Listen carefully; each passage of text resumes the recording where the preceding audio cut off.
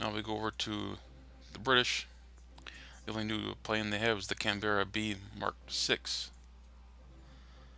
This is a battle rating 7.3, and it's not really a traditional jet bomber. You can use bombs, but the main selling point of this plane is the 20mm cannons. You get 4 Hispano 20mm cannons. 20mm Hispano Mark 5. You get 4 of them with 2,000 rounds, so you get quite a bit of ammo there. Max speed of 880. Not too bad. I don't think it's as fast as the B-57A. Let's see.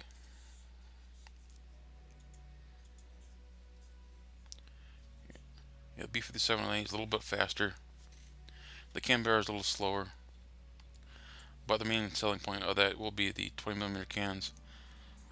Still, I wonder how maneuverable, or how useful this is going to be, because I know with some of these larger jet bombers, if you go into a negative G maneuver, you can very easily rip your wings. And I'm wondering if you actually try to use this as a fighter, you know, how effective is that going to be if you're ripping your wings? I'm not really sure. I think its usability is limited. It does look nice, I have to admit. It looks like the other Canberra, obviously. It's the same thing, it's just got four Hispanos. I have to say, this isn't a plane that excites me a whole lot. But jet bombers are really all the rage here in the last couple of patches. The longest time in the game, the only jet bomber was the Arado. Now you got all kinds of jet bombers. The Japanese got 3 of them in the last patch, all the R2Y2s. Speaking of the Japanese, we'll take a look at their planes. And this one is going to get overlooked in a lot of the patch notes. Nobody's really focusing on the Ki-43 3 Hayabusa. This is a battle rating 4.3, which immediately caught my eye, because the other Ki-83s or Ki-43s are very early, and they're really primarily a turn fighter. I actually flew against one of these, I think about 3 weeks ago, and it caught me off guard because I completely forgot how maneuverable they were. But the number 3 model here of the Hayabusa, the biggest change it gets is cannons. It gets 2 20mm Ho-5 cannons.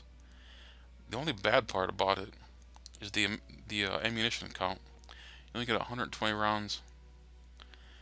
And I flew this around a little bit, and I noticed that you go through the ammo awfully quickly. You know, I was just test flying it against the you know, on the test flight map, and I was targeting the armored cars. You'd be surprised how quickly that 120 rounds disappears.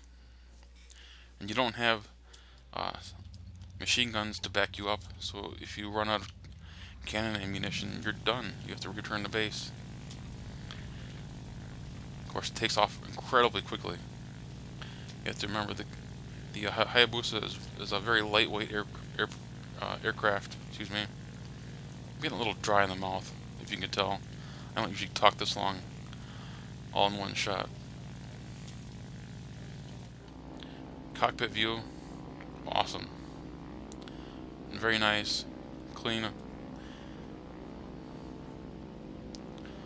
I noticed it's a little taller than I expected. You know, there's a lot of gauges from top to bottom. It's not a very wide cockpit, quite narrow. Cockpit view should be pretty good for simulator battle pilots. We got a couple of support pieces here, but nothing too obstructive, I have to say.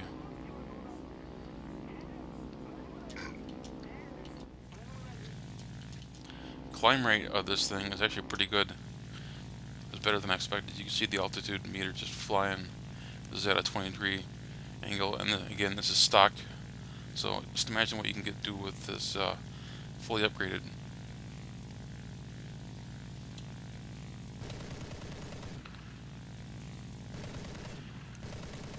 cannons are mounted in the nose, right on the top of the engine. If you notice, I'm already out of ammo. That was 120 rounds, just gone that quickly.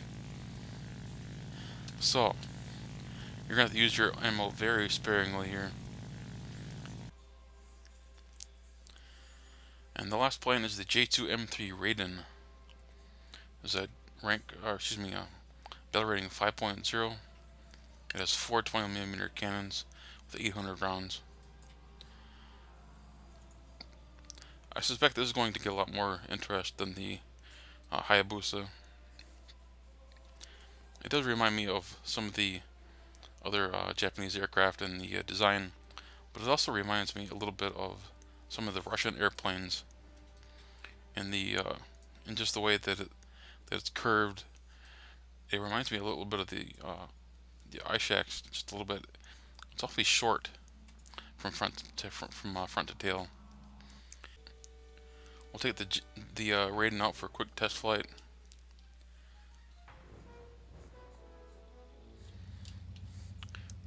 Very nice little, again, a very short aircraft. Surprisingly short, actually.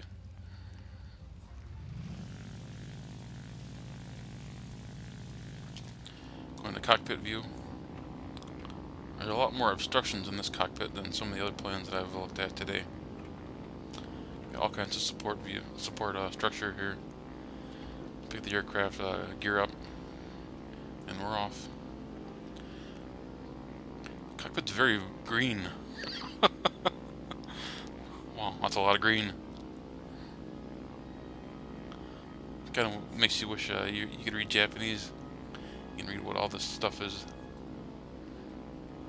Of course, I end up saying that about the Russian aircraft too, sometimes.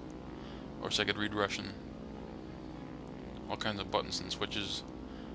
And again, similar to one of the other planes, the buttons and switches are almost behind your head. But I would think that would be very difficult to maneuver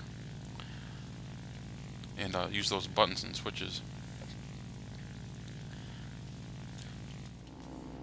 Let's see, 20 degrees.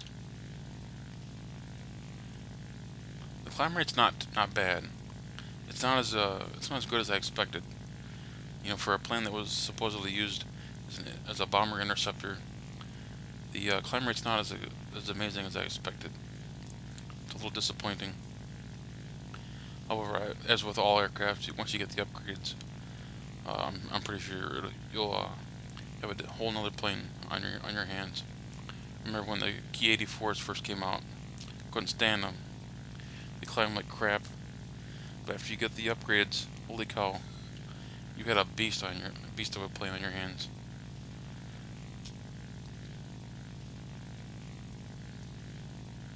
Again, 4 20mm cannons. They're all in the wings, however, so you have to keep that in mind. Looks very cool though. It's a great little plane. Here, I stalled it out trying to screw around here.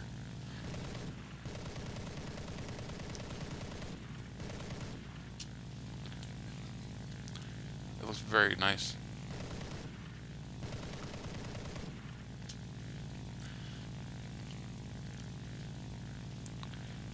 Picks up speed pretty well too on dive.